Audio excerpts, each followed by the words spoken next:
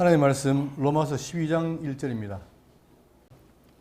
그러므로 형제들아 내가 하나님의 모든 자비하심으로 너희를 권하노니 너희 몸을 하나님 기뻐하시는 거룩한 산 제사로 드리라. 이는 너희가 드릴 영적 예배니라.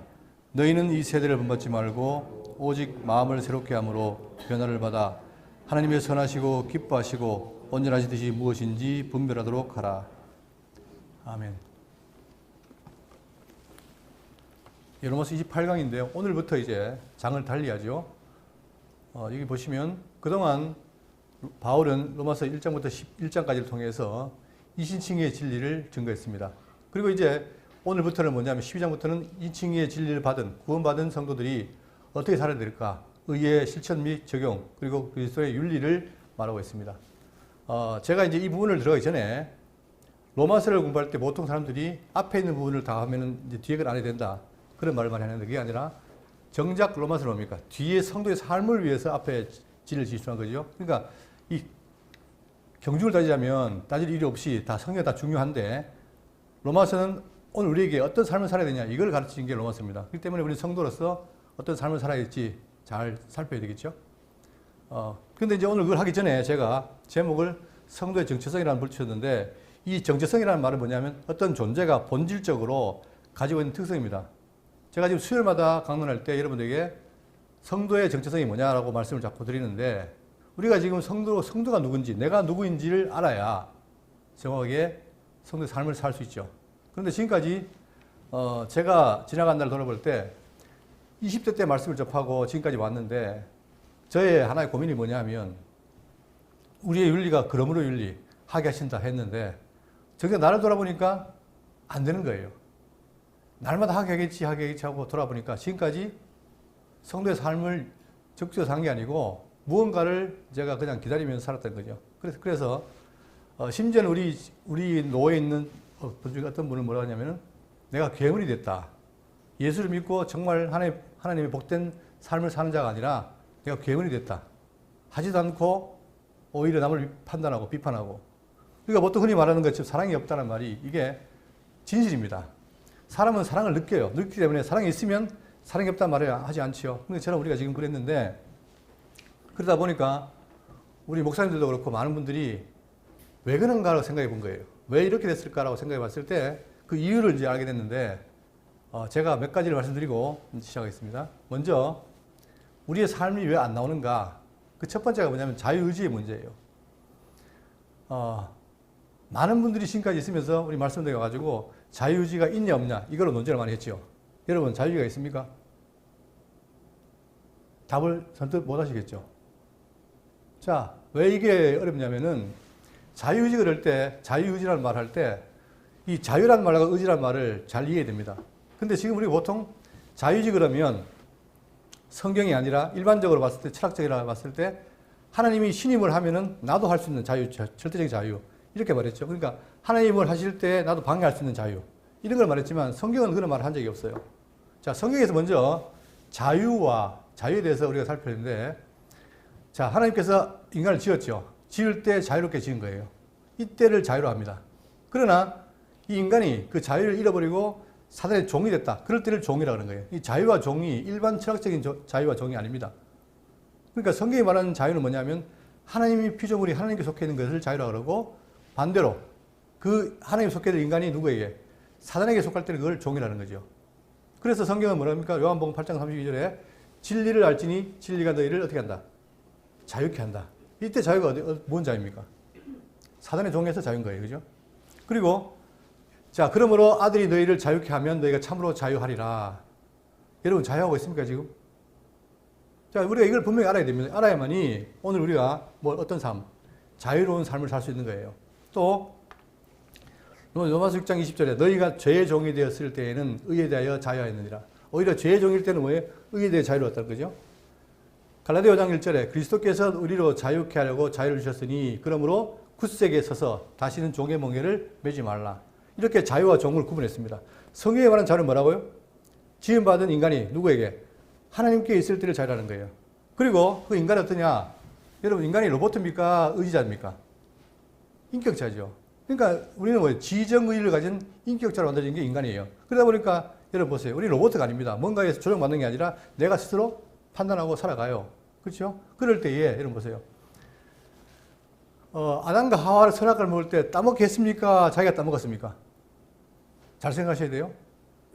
하나님이 따먹게 했어요? 자기가 따먹은 거예요? 자기가 따먹은 거예요. 뭘 통해서? 하나님의 말씀과 사단의 말 사이에 갈등이 있는 거죠. 하나님은 따먹으면 어떻게 한다? 죽는다. 사단은 죽는 게 아니라 하나님처럼 된다. 이 두 개의 갈등 속에서 하와는 무엇을 택한 겁니까? 사단의 말을 택한 거예요. 그래서 그로 말미암아 어떻게 된 겁니까? 그가 종이 된 거죠. 자, 그러니까 제가 말씀드린 이유는 뭐냐면 우리에게 자유의지가 있어요. 자, 그러면 왜 이게 중요하냐면은 하나님이 사랑하게 하신다. 자, 여러분, 하나님께서 사랑하게 하신다. 누구로 하여금? 우리로 하여금, 그죠? 그러면 우리로 하여금 했을 때 우리라는 것이, 자, 그 사랑은 누가 합니까? 예? 요 말을 잘 못해요. 사랑은 누가 해요? 하나님께서 우리로 하여금 사랑하게 하신다 할 때 사랑은 누가 합니까? 내가 하는 거예요. 그런데 우리가 마치 자유의지가 없다 그러니까 내가 뭐 하겠냐, 하나님 당연히 하게 했지라고 아주 기계론적으로 이해하는 거예요. 그러다 보니까 가만히 있으면서 자, 하나님께서 언니가 사랑하게 하시겠지라고 기다리는 거예요. 제가 40년 기다려보니까 안 되더라고요. 다시 말하면 내가 누군지를 모르니까. 그리고 단순히 피동자로 생각하니까. 그런데 보세요. 하나님께서 나로 하여금 사랑하게 하신다 할 때는 나를 어떻게 합니까? 그냥 두는 게 아니라 어떻게 합니까? 내가 인격자지요? 인격자니까 하나님의 사랑을 알게 해요. 그리고 깨닫게 해요. 그리고 뭡니까? 결단케 하는 거예요. 그러면 내가 하나님의 사랑을 알면 그것이 내 마음을 움직이고 결단하는 내 의지가 있는데 이거를 말 못하니까 결국은 내가 하는 게 아니라 나는 그냥 하나님이 하게 하실 때 기다려야 된다라고 생각해서 그것을 실행하지 못하는 거예요. 제가 오늘 말씀드린 포인트는 뭐냐면 하나님께서 하나님에 속한 자유를 가진 나에게 이렇게 감동에 사게 하신다 이거예요. 거기에 누가 있다는 거예요? 내가 있다는 거예요. 자, 그래서 여기를 잘 보세요. 하나님 있는 인간은 자유예요. 그 다음에 사단에 속한 종이에요. 그럴 때에 자, 아담이 타락한 이후에 다 인류는 뭡니까? 다 어디서 납니까? 죄 가운데서 수행하지요. 그러다 보니까 어떤 상태에 있느냐? 두 번째 하게 하신다는 말을 이해를 해야 되는데 자, 출애굽기 4장 21절에 여호와께서 모세에게 이르시되 내가 네가 애굽으로 돌아가거든 내가 내 손에 준 이적을 바로 앞에서 다 행하라. 그러나 내가 그의 마음을 강팍케 한즉 그가 백성을 놓지 아니하리니. 여기에 강팍케가 나오죠. 그죠? 여러분 과거에 제가 어떻게 이해했냐면 강팍케 한다는 말은 바로는 가만히 있는데 하나님이 그를 움직여서 강팍하게 만들었다 이렇게 이해했어요. 다시 말하면 하나님이 어떻게 했다? 바로를 강팍하게 만들었다. 쉽게 말하면 죄를 짓게 했다. 이렇게 이해했단 말입니다. 근데 이것이 굉장히 위험한 발상이에요. 뭐냐면 하나님은 뭡니까? 바로를 강팍했다는 말은 뭔가 물리적으로 바로의 마음을 움직인 게 아니라 바로가 원래 어떤 상태입니까? 모든 사람이 다 타락한 이후에 죄인이죠. 그러니까 죄인 있는 그 바로를 그대로 내버려 둔 거예요. 두니까 어떻게 했다? 바로가 자기 욕심대로 강팍하게 된 겁니다. 그건 하나님이 물리적으로 그를 강팍하게 한 게 아니라 원래 인간은 다 죄인이기 때문에. 그러니까 인간은 뭐냐? 모든 사람이 다 하게 하는 거예요. 그럴 때에 자 로마서 1장 24절에 그러므로 하나님께서 그들을 마음의 정욕대로 대어로움에 내버려 두사 그들의 몸을 서로 욕되게 하게 했으면 이게 마찬가지입니다. 그들을 더러움에 원래 타락한 상태로 내버려 두니까 다시 말하면 여기 보세요. 이렇게 사단의 종으로 모든 사람은 종인데 여기 내버려 두니까 어떻게 했다? 내버려 두니까 자 그들의 몸을 서로 욕되게 한 거예요. 이것도 하게 하신 거예요. 뭐의 종으로? 죄의 종으로. 그러니까 인간은 뭔가 속해 있잖아요. 그러니까 내가 지금 하나님께 속해 있느냐, 죄가 속해 있느냐 이 차이인데 모든 사람은 다 하게 하는데 어떻다? 죄인은 다 더러움에 욕되게 했다 이 말이에요. 그러니까 살아가는 사람들이 뭡니까? 다 하는 게 다 뭐예요? 죄가 안 되는 사람들은 하는 게 다 뭡니까? 다 죄라는 거예요. 왜? 죄의 종이니까. 자, 그런데 그 가운데서 누가 있다? 하나님의 모든 인간 가운데 누가 있어요? 하나님의 긍휼을 받은 인간이 있어요. 그게 바로 우리 성도들입니다. 긍휼을 받은 사람들 어떻게 하느냐? 로마서 6장 4절에 그러므로 우리가 그의 죽으심과 합하여 세례를 받음으로 그와 함께 장사되었나니 이는 아버지의 영광으로 말미암아 그리스도를 죽은 자 가운데서 살리심과 같이 우리로 또한 새 생명 가운데서 행하게 하려 하심이라. 자, 전부 다 죄 가운데 행했는데 그 중에 하나님의 긍휼을 받은 자가 있는데 그들을 불러내서 어떻게 한다? 그들을 불러내서 뭐 하게 해요? 새 생명 가운데서 행하게 한다. 지금 말하면 선을 행한다는 얘기예요. 다 제 가운데 있는데 불러내서. 우리가 일반 인간과 다른 차이가 뭐냐, 사람들과 차이가 뭐냐면 우리는 뭘 받았다? 하나님의 긍휼을 받은 자예요. 긍휼을 받은 자는 뭐냐? 선하게 할 수 있는 조건이 된 거예요. 제가 이 말씀 왜 드리냐면 하게 한다는 것이 내가 자유주의 없는 상태에서 내 마음대로 하나님께서 그냥 하는 게 아니라 우리를 어떻게 돼요? 우리를 섭리해서 긍휼을 받아서 그 자유주의를 이제는 뭐예요? 과거에 악을 당했던 것을 선행하도록 하신다 이거예요. 자, 또한 에베소 1장 6절에 이런 그의 사랑하신 자 안에서 우리에게 거저 주시는 바 그의 은혜의 영광을 찬미하게 하려는 것이라. 여러분, 죄인들이 은혜의 영광을 찬미합니까? 못해요. 근데 긍휼이 없기 때문에 못한단 말입니다. 그런데 우리는 똑같은 죄인인데 하나님의 긍휼을 받다 보니까 누굴 찬미해요? 하나님 욕하는 게 아니라 그분의 은혜를 찬미한다 이 말이에요. 이게 불택자와 택자의 차이점입니다. 일반 사람들과 성도의 차이점이에요. 그러니까 우리는 오늘 우리가 앞으로 이제 성도의 삶을 말할 텐데 성도의 삶을 이해하기 위해서 우리가 누군가, 우리가 성도인데 우리에게 뭐가 있다는 거예요. 하나님께 속한 뭐가 있어요? 자유의지가 있습니다. 그리고 그 자유의지로 내 능력으로 사는 게 아니라 성령께서 주시는 힘으로 살아가는 게 성도라는 얘기예요. 이걸 놓쳐버리면 내가 뭐가 됩니까? 나의 주관은 사라지고 그냥 난 도구밖에 안 되는 거예요. 그러다 보니까 늘 입만 벌리고 하게 하겠지라고 한단 말입니다. 안 돼요. 그럼 지난날 삶이 왜 안 됐느냐? 바로 자유의지가 없다고 했기 때문에 안 됐고, 그 다음 하게 하신다는 말을 잘못 읽기 때문에 안 됐다 이 말입니다. 우리는 지금 어디냐? 성도이기 때문에 하게 하시는데 적극 누가? 성령께서 우리를 하여금 하게 하신다. 따라서 내가 하는 것이라는 얘기예요. 근데 지금까지 우리가 봤을 때 내가 한다 그러면 전부 다 또 저 목사가 행위주의로 빠졌다. 이렇게 착각했단 말입니다. 근데 성경은 뭐예요? 우리 예정이 뭐라 그랬지? 목적이? 우리를 거룩하고 흠이 없는 백성 만드는 게 하나님의 목적이란 말입니다. 따라서 우리는 하나님의 뜻을 알면 과거에 내가 죄가 안 됐을 때보다가 이제 나와서 하나님의 은혜를 깨달으면 우리 성도의 위치를 알게 되고 그리고 그분이 주신 사랑으로 삶을 살게 되어 있습니다. 그게 바로 성도의 삶이라는 거예요. 그렇기 때문에 앞으로 여러분 자유의지 문제, 그러니까 철학적인 자유의지는 없어요. 하나님과 대등한 자유의지는 없어요. 그러나 우리는 하나님께 속한 자유를 누리는 의지가 있다. 그 의지를 통해서 우리는 어떻게 해요? 하나님의 백성, 택한 백성으로서 성도로서 삶을 살아가야 된다는 거예요. 그러니까 앞으로는 여러분 내가 한다는 말을 두려워하지 마십시오. 내가 하는 게 맞습니다. 근데 내가 하는데 내 뒤에 누가 계시죠? 하나님께서 하게 하신다는 거예요. 이게 하게 한다고 내가 없는 게 아니라 하게 하신 분이 나를 통해서 하게 하신다는 거예요. 그러니 내가 한다는 말을 이제는 앞으로 적극적으로 사용하십시오. 그리고 하려고 애를 쓰십시오. 내 힘으로 말고 그분의 도움으로.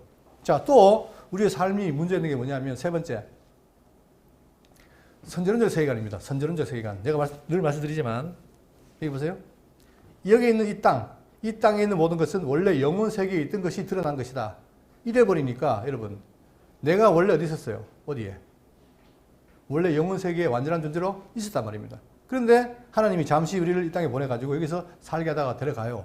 그러면 이 땅에서의 삶이 우리가 열심히 노력할 필요가 있습니까? 없습니까? 네? 노력할 이유가 없죠. 왜? 이미 완성이 됐는데. 그렇기 때문에 이 선전론적 사고가 굉장히 해악입니다. 해악. 제가 그 비유를 들었지만 여러분 어떤 사람은 이화여대에 가도록 다 정해져 있어요. 그럼 그 사람은 노력 안 해도 이화여대를 가죠. 그게 바로 선전론적 사고예요. 그러나 내가 아무런 힘도 없고 백도 없고 자격이 없어가지고 가고 싶은데 어떻게 됩니까? 열심히 노력해야 되잖아요. 이 차이점이에요. 그러니까 선전론적이가 말은 뭐냐? 모든 게 다 이루어졌기 때문에 내가 굳이 할 게 없어요. 그래서 여기 보시면 이미 완성된 영혼 세계 또는 묵시 세계야 잠시간 세계에 나타났다가 원래 돌아가기 때문에 할 일이 없다. 그래서 지금까지 우리가 특히 말씀운동이 이 선전론적 사고가 있었기 때문에 우리의 삶이 피폐하고 제대로 안 된 거죠. 그러니까 이걸 우리가 다시 돌아봐야 돼요. 자, 그러면 오늘 제가 말씀드리는 건 뭐냐? 우리는 하나님께 속한 자유의지가 있다. 그 자유의지를 하나님께서 어떻게 돼요? 성령으로 말미암아 깨닫게 해서 사랑을 깨닫게 해서 우리를 하게 하신다. 여기에 있는 게 우리 성도란 말입니다. 그러니까 우리 성도의 위치를 정확히 알아야 돼요. 그렇기 때문에 우리는 적극적으로 어떻게 됩니까? 내 힘이 아니라 하나님의 힘으로 살아가는 것이 바로 열매입니다. 그죠? 그 열매를 지금 우리가 맺어가야 되는 거예요. 왜 그러냐? 그 열매 맺어서 내가 구원받으려는 게 아니고 이미 구원을 얻었고 나중에 어떻게 됩니까? 하나님처럼 우리도 거룩해져서 하나님과 영원히 함께하기 위해서. 여러분 지금 우리는 어떻게 됩니까? 거룩하지 않잖아요. 그러니까 거룩해져야 어떻게 돼요? 하나님과 함께 살아간다 이 말입니다. 영원히. 그렇죠? 자, 그 일을 하기 위해서 지금 이 말씀을 드리는 거예요. 자, 본문 보겠습니다. 12장 1절. 그러므로 형제들아 내가 하나님의 모든 자비하심으로 너희를 권하노니 너희 몸을 하나님이 기뻐하시는 거룩한 산 제물로 드리라. 이는 너희가 드릴 영적 예배니라. 자, 12장 1절에 그러므로 나오죠. 이 그러므로라는 말이 계속 바울은 사용하고 있습니다. 그런 전서에도 그렇고 에베소도 그렇고 디모데전서도 그러므로 내가 너희에게 권하노니 너희는 나를 본받는 자 되라. 이 그러므로라는 말은 뭐냐? 앞에 있는 이론, 진리. 이 진리가 이렇게 했으므로 로마서로 말하면 하나님께서 죄인 너희를 칭의의 복음으로 구원하셨으므로 어떻게 해라? 너희는 이렇게 살아라. 이런 구도죠. 그렇기 때문에 그러므로라는 말은 맞는 말입니다. 그런데 이 그러므로를 기계적으로 이해하면 안 돼요. 기계적으로. 난 가만히 있어도 하게 하시겠지. 이게 아니라 그러므로 나를 사랑하셨으므로 나에게 사랑을 공급해서 나로 하여금 살도록 하신다. 이렇게 봐야 된다 이 말입니다. 자, 그러면서 자, 그런데 거기 보시면 형제들아 내가 하나님 모든 자비하심으로 자, 아무나 되는 게 아니에요. 뭐를 입은 자들? 하나님의 자비하심을 입은 자들이 가능하다 이 말입니다. 우리가 누굽니까? 여러분 우리가 누구예요? 하나님의 자비하심을 입은 자들이에요. 그걸 잊어버리면 안 됩니다. 그게 늘 나에게 생각이 나야 됩니다. 그래서 고린도후서 1장 3절에 찬송하리로다. 뭘 찬송하느냐? 그는 우리 주 예수 그리스도의 하나님이시요 자비의 아버지시요. 여러분 일반 사람들한테는 하나님이 자비의 하나님이십니까? 아니죠. 두려움과 공의 하나님이죠. 그런데 우리에게는 자비 하나님인 거예요. 우리는 자격이 없는데 우리에게 뭐래요? 하나님이 자비를 보여주신 거예요. 또 빌립보 2장 1절에 그러므로 그리스도 안에 무슨 권면이나 사랑의 무슨 위로나 성령의 무슨 교제나 긍휼이나 자비가 있거든. 중요한 건 뭐예요? 그 그리스도 안에 있는 그 자비가 나한테 있느냐? 그게 중요한 거예요. 그런데 우리는 그분을 하려면 자비를 우리가 어떻다? 받았다는 사실이죠. 이걸 우리가 인식해야 된단 말입니다. 세 번째, 골로새 3장 12절 그러므로 너희는 하나님 택하사 거룩하고 사랑받은 자처럼 긍휼과 자비와 겸손과 온유와 오래 참음을 옷 입고 뭘 옷 입어요? 그의 자비를 옷 입어야 되는 거예요. 여러분 자비의 옷을 입고 계십니까? 자기를 돌아보세요. 내가 기계론적으로 하나님 자비하신 하나님 나를 자비를 입혔지라고 기계론적으로 생각했습니까? 아니면 실제로 내가 그분의 자비를 지금 확인하고 느끼고 계십니까? 이 차이는 큰 거예요, 여러분. 근데 성경은 뭐예요? 우리에게 형제들아 내가 너희 하나님 모든 자비하심으로 너희를 권하니. 자, 권하는데 자비하심으로 권한다. 그러면서 너희 몸을 하나님이 기뻐하시는 거룩한 산 제물로 드리라. 이는 너희가 드릴 영적 예배니라. 자, 그러면서 이제 너희 몸을 하잖아요. 그죠? 그러면 자, 이 그림 보세요.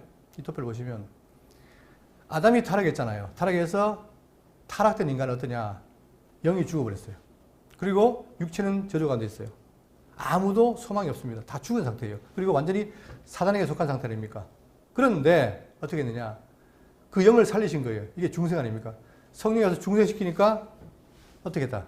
몸이 이제는 어디에 속해 있어요? 죽은 영이 아니라 산 영에 속해 있잖아요.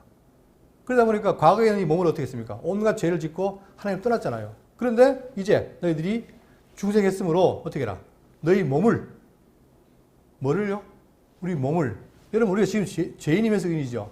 지금 우리 몸이 어떻게 보면 죄가 제 덩어리예요. 그런데 하나님께서 우리를 영을 살렸기 때문에 이제는 뭐예요? 우리 몸을 어떻게 해라? 몸을 드려라. 그것도 뭘로? 산 제물로 드려라. 그래서 자, 이 내용에 대해서 성경이 말하기를 너희 몸, 자 보세요. 로마 6장 11절에 이와 같이 너희도 너희 자신을 죄에 대하여는 죽은 자요 그리스도 예수 안에서 하나님께 대하여는 산 자로 살아있는 자로 여길지어다. 현재 어떻습니까? 현재는 뭐예요? 여전히 내가 죄를 짓죠. 그러나 장차 어떻게 된다? 하나님께 대한 살자로 여기라는 거예요. 여기라는 거예요. 미래. 그러면서 그러므로 너희는 죄가 너희 죽을 몸을 지배하지 못하게 하여 현재 내가 죄 가운데 있지만 그러나 지배하지 못하게 하여 몸의 사욕에 순종하지 말고 또한 너희 지체를 불의의 무기로 저에게 내주지 말고 오직 너희 자신을 죽은 자 가운데서 다시 살아난 자 같이 하나님께 드리며. 여러분, 예수님이 어떻게 했습니까? 죄가 앉아서 죽으셨다가 살아났죠. 부활했죠. 그것처럼 이제도 너희 몸을 어떻게 해라? 너희 몸도 하나님께 드리라. 너희 지체를 의의 무기로 하나님께 드리라. 과거에는 불의의 무기, 죄의 무기였는데 이제는 뭐예요? 의의 무기로 드리라는 거예요. 이게 성도의 정체성의 변화입니다. 과거에 죄인이었는데 지금 뭐다? 하나님의 성도가 된 거라서. 이게 우리 깊이 각인이 돼요. 그러니까 내가 지금 삶이 안 나온다. 그러면 내가 삶 못 산다. 그러면 뭘 의심해야 됩니까? 아, 내가 아직 성도인지 모르는구나. 정체성을 잘 모르는구나. 이거를 돌아봐야 돼요. 자, 또 고린도전서 6장 15절에 너희 몸이 그리스도의 지체인 줄 알지 못하느냐. 여러분, 과거에는 죄인인데 지금 뭐라는 겁니까? 내 몸이 뭐라고요? 뭐의 지체? 그리스도의 지체라는 거예요. 그걸 누가? 그분이 만들어주신 거예요. 내가 그리스도의 지체를 가지고 뭘 만든다? 창녀의 지체를 만들겠느냐. 어떻게 내가 이 그리스도의 거룩한 지체가 됐는데 창녀의 지체를 만들겠느냐. 결코 그럴 수 없느니라. 여러분, 그런데 우리가 이걸 기계적으로 알다 보니까 어떻게 했습니까? 내가 온갖 죄를 지어도 하나님이 어떻게 했다? 나를 죄짓게 했다라고 합리화했잖아요. 이 합리화가 무서운 거예요, 여러분. 그러니까 성도의 삶이라는 것은 뭐냐? 우리가 누군지 분명히 알아야 되는데 우리가 지금 그리스도의 구속으로 말미암아 어떻게 했다? 완전히 옮긴 거예요. 살아난 거예요. 그러니까 이제는 어떻게 우리의 몸을 의의 무기로 드리는 것이 바로 성도의 모습입니다. 그러니까 지금 본문을 뭐라 했습니까? 너희 몸을 하나님이 기뻐하시는 거룩한 산 제물로 드리라. 이는 너희의 드릴 영적 예배니라. 지금 우리는 뭘 드리고 있어요? 신약에서는 영적 예배를 드린 거예요. 뭘로? 산 제물로. 그러면 여러분 보세요. 자, 구약 제사 여기 보세요. 그림이 3개가 있는데 요 족장 시대에 아브라함이 되겠죠. 이게 아브라함은 어떻게 했습니까? 뭘 쌓죠? 돌 제단으로 제물 드린 거예요. 그 다음에는 성막, 그리고 나중에는 솔로몬 성전. 다시 말해 하나님을 섬기는 방법이 구약에는 돌 제단, 그 다음에 성막, 성전이 같은 개념입니다. 시대마다 다른 거죠. 그런데 공통적으로 있습니다. 이때 제사를 드리면 어떻게 돼요? 뭘 드려야 돼요? 제물을 드린 거예요. 어떤 제물? 짐승 제물인 거예요.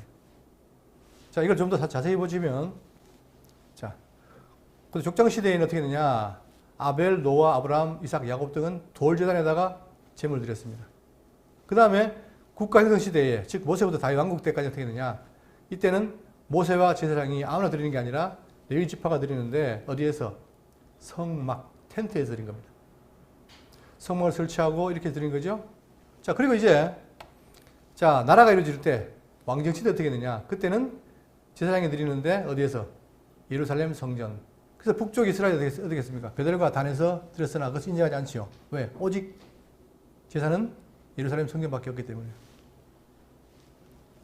자, 그런데 이것이 이제 구약 제사였는데 문제는 뭐냐면 모든 구약 제사는 짐승을 제물로 드리는 겁니다. 그러다 보니까 날마다 드려야 돼요. 왜? 그 짐승의 제사가 우리의 죄를 사한다 못한다? 못 사한다는 거예요. 그러니까 결국 짐승 제사는 뭐냐? 장차 오실 메시아에 대한 예표였는데 계속 메시아를 강망하면서 그들은 날마다 드린 거예요. 날마다 드려도 그 제사가 내 죄를 사하지 못했어요. 그러나 이제 어떻게 됩니까? 신약 시대에 와서는 예수님이 예루살렘에서 자신을 드립니다. 십자가에 드립니다. 그때 어떻게 되냐? 이 제사를 뭐라 하죠? 영원한 제사. 당신이 영원한 제물과 영원한 성전과 영원한 제사장으로서 단번에 드리는 제사가 된 거예요. 이 단번에 드리면 어떻게 됩니까? 우리 죄가 다 사해진 거예요. 자, 그 이후에 어떻게 되냐? 우리는 교회 시대에는 뭐냐? 머리 대신 그리스도와 함께 우리가 뭐예요? 그를 머리로 하고 우리는 몸이 되어서 이제는 사한 제사를 드리는 거예요. 신약 성도가. 여러분과 저는 지금 뭡니까? 사한 제사를 드리고 있습니다. 근데 우리가 그걸 느끼냐 못 느끼냐 이게 차이죠. 자, 그러면 구약 제사와 영원한 제사 이 차이가 뭐냐? 아까 얘기했던 것처럼 자, 히브리 10장 1절 봅니다. 율법은 장차 올 좋은 일의 그림자일 뿐이요 차명상이 아니므로 해마다 늘 드리는 것 같은 제사로는 나오는 자들을 언제나 온전하게 할 수 없느니라. 자, 구약 제사를 한마디로 뭐랍니까? 어떤 제사? 온전하게 할 수 없는 제사라는 거예요. 그러니까 날마다 드린 것은 뭐다? 장차 오실 메시아에 대한 예표일 뿐이었어요. 또, 자, 이 제사들은 해마다 죄를 기억하게 하는 것이 있나니. 여러분, 제사를 드리는데 뭘 기억나게 해요? 죄를 사하는 게 아니라 드릴 때마다 어떻게 한다? 죄를 기억하는 것이 있나니. 그러니까 구약 율법은 뭡니까? 모세의 법은 특징이 뭐냐? 우리에게 죄를 기억나게 하는 거예요. 이는 항소와 염소의 피가 능히 죄를 없이 하지 못함이라. 이게 구약의 종합적인 제사입니다. 그러니까 구약은 뭐예요? 산제사가 아니라 죽이는 제사인 거예요. 그 죽이는 제사는 우리를 자유하게 할 수가 없다는 거죠. 그런데 자, 히브리 10장 12절에 오직 그리스도는 이제 구약의 본 제사 끝나고 그리스도가 왔는데, 메시아가 왔는데 그리스도는 죄를 위하여 한 영원한 제사를 드리시고, 그분이 뭐예요? 단번에 영원한 제사를 드린 거예요.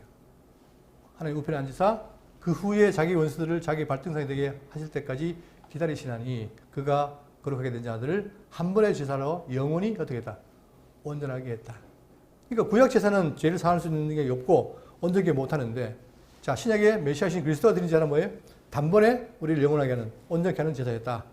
그래서 여러분과 제가 그분을 의지해서 뭐예요? 지금 온전한 자가 된 거라 이 말이에요.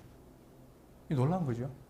이게 우리가 살아가면서 내 속에 확인되고 느껴지고, 여러분 그런데 이런 것들 다 뭡니까? 이런 게 추상적이잖아요. 내가 피부로 느낄 수 있습니까? 없습니까? 못 느끼죠. 그러다 보니까 나하고는 별개인 것처럼 보이지만 성경은 말하고 있는 거예요. 우리가 그것을 말씀을 통해서 확인하고 내가 확인하고 느끼고 해야 되는 게 성도의 힘. 그랬을 때 뭡니까? 내가 성도의 힘을 깨닫고 성도의 삶이 나오는 거예요. 그러니까 제가 지금 자꾸 말씀드리는 게 뭐냐? 우리의 정체성이 뭔가?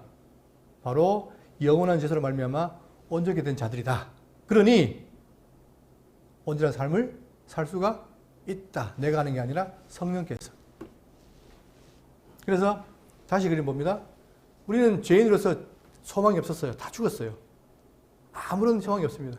그리고 영원히 죽을 수밖에 없는 상황이었는데, 이 가운데 있는 우리에게 그리스도가 영원의 살을 드림으로 말미암아 우리를 어떻게 했다? 살리신 거예요. 이렇게 영원히 살리신 거잖아요. 내가 지금 이러한 상태다. 새 사람을 입은 자들이다. 그래서 자 그리스도 안에 있으면 뭐다? 새로운 피조물이라. 여러분 그거 느끼세요? 예수 믿음으로 말미암아 나는 어떻게 됩니까? 새로운 피조물이 된 거예요. 그래서 어떻게 했냐? 우리를 하여금 뭘 드리라? 거룩한 사한 제사를 드리라. 이런 보세요. 고린도서 1장 22절에 이제는 그 육체로 죽음으로 말미암아 화목하게 하사. 이 말이 뭡니까? 과거에는 죄로 말미암아 하나님과 내가 뭐가 됐어요? 원수가 됐죠. 그런데 어떻게 했다? 그의 죽음으로 말미암아 화목하게 된 거예요. 하나님과 내가 어떻게 됩니까? 화목하게 된 거잖아요. 너희를 거룩하고 흠없고 책망할 것이 없는 자로 그 앞에 세우고 자하였으니, 그분이 바로 그 십자가의 보혈로 말미암아 우리를 세우신 거예요. 어떤 자로? 거룩하고 흠없는 자로, 책망할 것이 없는 자로 만들기 위해서 세웠다 이 말이에요. 또 갈라디아 2장 20절에 내가 그리스도와 함께 십자가에 못 박혔나니 그런즉 이제는 내가 사는 것이 아니요 누가 살아요? 오직 내 안에 누가? 그리스도께서 사시는 것이라. 그분의 영이 함께해서 지금 내가 내 삶을 사는 게 아니라 그리스도의 삶을 산다 이 말입니다. 그게 산증의 삶이잖아요. 아까 얘기했죠? 우리가 내게 뭘 주려니? 새 계명을 주려니 서로 어떻게 해라? 사랑하라. 그 사랑을 깨닫게 한 거예요. 우리에게 담뿍 담아준 거예요. 그렇기 때문에 우리는 뭡니까? 그 사랑을 받아서 그대로 옮겨 사는 삶이 성도의 삶인데, 그게 바로 그리스도와 함께 사는 삶이다. 그러니까 나와 그리스도는 뭡니까? 뗄래야 수 없는 연합적인 관계예요. 그죠? 그러니까 지금 예수님은 뭐냐? 우리를 구원해서 언제까지? 영원한 천국에 들 때까지 늘 함께 한다 이 말입니다. 그래서 그게 임마누엘이잖아요. 그렇기 때문에 우리는 그를 힘입어서 어떻게 한다? 살아가는 거예요. 성도로서. 그게 산지산 거예요. 그래서 우리를 몸을 드리라. 따라서 이게 영어로 말하면 서비스라는 거예요. 우리가 직접 받은 사랑을 누구에게? 이웃에 나눠주고 성도에 나눠주고, 그래서 교회가 돌아가는 게 바로 성도의 삶인 겁니다. 자, 이렇게 해서 1장 1절에 대한 얘기를 봤다면 2절입니다. 너희는 이 세대를 본받지 말고. 자, 그러면서 하는 말이 뭐냐? 너희는, 성도인 너희는, 형제들아, 너희는 이 세대를 본받지 말고. 뭘 본받지 말아요? 이 세대. 왜 그러냐 여러분? 갈라디아 1장 4절입니다. 그리스도께서 하나님 곧 우리 아버지의 뜻을 따라 이 악한 세대에서. 여러분 그리스도 오기 전까지는 뭐예요? 세상은 다 악한 세대예요. 내가 어디 있었습니까? 악한 세대의 악한 자의 종으로 살았단 말입니다. 그죠? 그래서 요한복음 말하기를 너희 아비는 누구다? 너희 아비는 사단이니 거짓말장이요 했잖아요. 우리가 다 예수님 만나기 전에 다 사단의 종이었고 그의 자녀였어요. 다 악한 자였어요. 그런데 어떻게 했다? 그분이 악한 세대에서 끄집어내서 옮겼다는 말입니다. 자, 악한 세대 소리를 건지시고 치려고 우리 죄를 대속하기 위하여 자기 몸을 주셨느니라. 그냥 십자가 죽은 게 아니라 뭐 하려고? 이 악한 세대 소리를 끄집어내려고. 그러면 우리가 이 죄에 대한 자유가 있냐 말입니다. 이게 느껴져야 되는 거예요. 아, 내가 정말 죄인이었는데 하나님 나를 사랑해줬고 옮기셨구나. 그러니까 성도들이 그냥 우는 게 아닙니다. 이 사랑에 감격하면 눈물이 나죠. 그죠? 그럴 때 그 눈물이 뭘 하는 거예요? 성도의 삶을 지탱하는 거예요. 감동이. 그게 성도의 삶이라 이 말입니다. 그러면 그 성도의 삶을 누가 살아요? 누가? 다시 묻습니다. 누가 살아요? 내가 사는 거예요. 내가. 예? 자유의지가 없는 게 아니라 자유의지가 있단 말입니다. 하나님에 속한 자유의지로 내가 산다 이 말이에요. 어떻게? 그 사랑을 깨닫고 감동으로. 앞으로 많이 감동하시기 바랍니다. 말씀을 통해서. 또 에베소 2장 1절 보세요. 그는 허물과 죄로 죽었던 너희를 살리셨도다. 그렇죠? 그분이 허물과 죄로 죽었던 우리를 살리신 거예요. 그때에 너희는 어떻게 했다? 그 가운데에서 행하여 이 세상 풍조를 따르고 공중에 건세잡은 자를 따랐으니 곧 지금의 불순종의 아들들 가운데 역사하는 영이라. 악한 사단의 종을 살았단 말입니다. 그렇죠? 그러니까 이제는 어떻게 했다? 거기서 벗어났으니 자, 전에는 우리도 다 그 가운데서 우리 육체의 욕심을 따라 지내며 육체와 마음이 원하는 것을 하여 다른 이들과 같이 본질상 진노의 자녀였더니 긍휼이 풍성하신 하나님이. 여러분, 그래서 기독교는 긍휼의 종교입니다. 여러분, 긍휼이라는 것을 우리가 깊이 새겨야 돼요. 다 죽을 수밖에 없는 죄인이었는데 하나님 우리에게 뭐 했다? 긍휼을 베푸신 거예요. 여러분이나 제가 긍휼을 못 받았다면 여기 앉아있을 수가 없어요. 일단 우리가 지금 여기 일단 자체가 뭐다? 하나님의 긍휼을 힘입은 거예요. 어릴 때부터 그냥 교회 나가라 해서 온 게 아니라 내가 그의 긍휼을 입은 자라는 거예요. 자, 긍휼이 풍성하신 하나님이 우리를 사랑하신 그 큰 사랑을 인하여 허물로 죽은 우리를 그리스도와 함께 살리셨고, 자, 그 긍휼 때문에 우리를 어떻게 했다? 그리스도와 함께 살렸다는 거죠. 살았으니 이러한 삶을 살라는 거예요. 자, 다시 봅니다. 12장 2절에 너희는 이 세대를 본받지 말고 오직 마음을 새롭게 함으로 변화를 받아 하나님의 선하시고 기뻐하시고 온전한 뜻이 무엇인지 분별하도록 하라. 자, 여러분 마음의 변화를 받았습니까? 여러분 이게 제가 도발적으로 여러분을 골탕미로 하는 게 아니라 이걸 질문해 봐야 돼요. 우리 각자가. 예? 우리 마음의 할례 받았어요? 변화를 받았습니까? 이런 것이, 이런 말들이, 자, 내가 피부로 못 느끼지만 이 말씀들이 내가 깊이 새기고, 아, 내가 변화를 받을 거라 느낄 때에 우리의 살아간 동력은 아무도 못 먹습니다. 그런데 내가 마음의 변화를 받았느냐? 그걸 모른다면, 그걸 피부로 못 느낀다면 그 삶은 안 나오겠죠. 그러면 자, 마음의 변화를 받아. 여기에 대해서 성경은 침묵하지 않습니다. 예레미야 31장 31절에 늘 말씀드렸지만, 자, 여호와의 말씀이니라. 보라, 날이 이르리니 내가 이스라엘 집과 유다 집에 뭘 맺어요? 새 언약을 맺으리라. 이 언약은 내가 그들 조상들과 손잡고 애굽 땅에서 내던 날에 맺은 것과 같이 아니할 것은 내가 그들의 남편이 되었어도 그들이 내 언약을 깨뜨렸음이라. 여호와의 말씀이니라. 자, 구약에는 돌비를 기록해서 줬지요. 근데 그걸 못 지키는 거예요. 다 깨진 거예요. 그런데 자, 33절. 그러나 그날 후에, 구약의 말씀은 돌베개로만 다 깨졌지만, 그러나 그날 후에 내가 이스라엘 집과 맺을 언약은 이러하니 곧 내가 나의 법을 어디에? 그들의 속에 두며. 밖에 있는 돌비에 기록된 법이 아니라 어디에요? 내 속에, 마음에 기록하여 나는 그들의 하나님이 되고. 여러분 지금 우리가 마음속에 뭐가 있다는 거예요?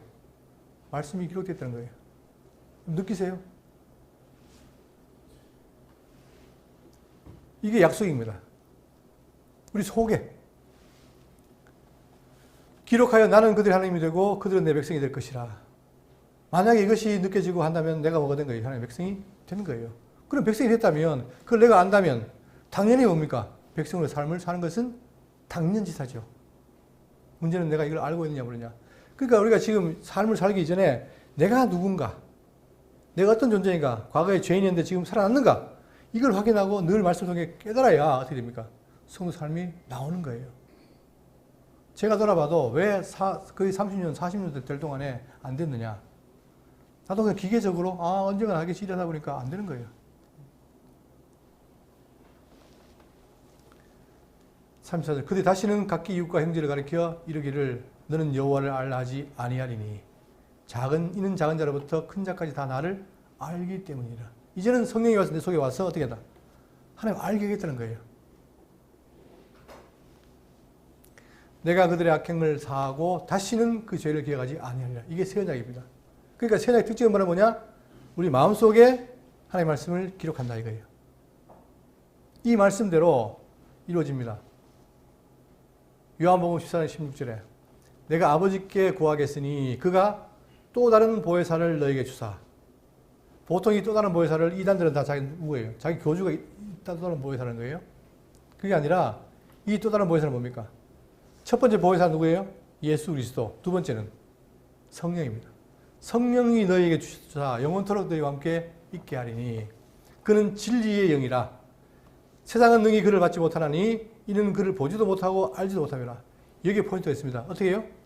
세상은 능히 그를 받지 못한다는 말입니다. 그런데 우리는 긍휼 입은 성도들은 뭐예요? 그 영을 받은 거예요. 그러나 너희는 다시 그를 아나니 그는 너희와 함께 거하시며 또 너희 속에 계시겠습니다. 그것이 지금 뭡니까? 예수 그리스도의 사건으로 이루어진 거죠. 지금 신약교회 성도들은 뭐냐? 성령에 관한 성도들인 거예요. 내가 너희를 고아와 같이 버려두지 아니하고 너희에게로 오리라. 이게 예수님이 약속했는데 실제로 오순 자를 성령이 임했잖아요. 그리고 우리에게 임하신 거예요. 약속하신 거예요. 대로. 자, 조금 있으면 세상은 다시 나를 보지 못할 것이로되 너희는 나를 보리니 이는 내가 살아있고 너희도 살아있겠습니다. 그날에는 내가 아버지 안에 너희가 내 안에 내가 너희 안에 있는 것을 너희가 알리라. 이제 내 속에 성령이 임하니까 이제 뭐예요? 아버지가 예수님 안에 예수님이 우리 안에 같이 하나가 된 거란 말이에요. 말로만 그런 게 아니라 실제로 그랬단 말입니다. 이게 우리가 말씀 통해서 깨닫고 느끼게 돼요. 그러면 자, 여러분 보세요. 제가 지금까지 여러분에게 삶을 강조했습니까? 아니죠. 깨달으라는 거예요. 깨달으면 사라진다 이 말입니다. 이게 하게 하신다는 얘기입니다. 성도만 누리는 특권인 거예요.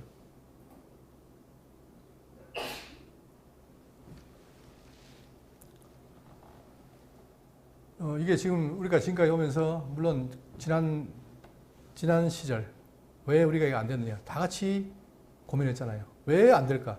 말씀 좋은데 왜 안 사라질까? 그 말씀 가운데 잘못된 것이 있었는데 그것이 자유의지의 문제였고 하게 한다는 말을 기계적으로 이해했고 또한 선진론적인 사고이기 때문에 우리가 안 됐는데 이제는 어떻게 한다? 그 모든 걸 바로 올바로 잡으면 앞으로 우리가 누구의 능력으로? 성령의 능력으로 그런 삶을 드러나게 되어 있습니다. 그게 뭐예요? 성도의 삶인 거예요. 그러면 소망이 생기죠? 여러분 어떻습니까? 우리 대구 장로교회가 정말 그 사랑을 깨닫고 그 삶을 살아낸다면 이 가난한 시대, 가난한 교회 시대에 많은 사람들이 여러분들 지금 가난한 성도들이 뭐라고 하냐면은 교회 안 나간대요. 왜 안 나갑니까? 예? 목사님 설교 듣기 싫어서 안 나간대요. 그게 통계에 나온 거예요. 왜 그럴까? 목사님의 설교를 왜 들으기 싫을까? 참된 진리를 전해주면 가겠지요. 근데 그게 그들의 증거입니다. 우리가 바로 그 말씀 듣고 정말 참된 진리를 깨닫고 여러분과 내가 누군지 안다면 우리의 삶은 앞으로의 삶은 보장된 삶이다. 자, 그러면서 다시 봅니다. 너희는 이 세대를 본받지 말고 오직 마음을 새롭게 함으로 변화를 받아 하나님이 선하시고 기뻐하시고 온전한 뜻이 무엇인지 분별하도록 해라. 뭘 분별해야 돼요? 그분의 뜻이 무엇인지. 우리가 왜 말씀을 배우느냐? 여러분, 우리가 누구의 백성이에요? 하나님의 백성 아닙니까? 하나님의 백성인데 하나님이 뭘 좋아하고 뭘 기뻐하는지 알아야 될 거 아니에요. 그죠? 그걸 알면 어떻게 됩니까? 여러분 사랑해봤잖아요. 사랑할 때 누구 마음을 따라 누구를 잘 보이게 합니까? 우리가 사랑하는 사람인데 잘 보이려고 온 것을 다 하잖아요. 똑같은 거예요. 내가 하나님을 사랑하면 그분이 뭘 원하는지 안다면 내가 그분을 뜻을 안다면 사라지게 돼 있어요. 자, 그래서 분별하도록 하라. 이거 하고 정리하겠습니다. 자, 분별한다는 말은 뭐냐면 시험한다는 말이에요. 에베소 5장 8절에 너희가 전에는 어둠이더니 이제는 주 안에서 빛이라. 빛의 자녀들처럼 행하라. 빛의 열매는 모든 착함과 의로움과 진실함에 있느니라. 주를 기쁘시게 할 것이 무엇인지 시험해보라. 어떻게 시험하느냐? 그 뜻을 분별해야 돼요. 뜻을 알면 아, 그분이 이걸 좋아하는구나. 자, 시험했다. 그러면 어떻게 됩니까? 빌립보 2장 12절에 그러므로 나의 사랑하는 자들아 너희가 나 있을 때뿐 아니라 더욱 지금 나 없을 때에도 항상 복종하여 두렵고 떨림으로 너희 구원을 이루라. 실제로 이루라는 거예요. 뭘? 구원을. 왜? 그분이 원하기 때문에.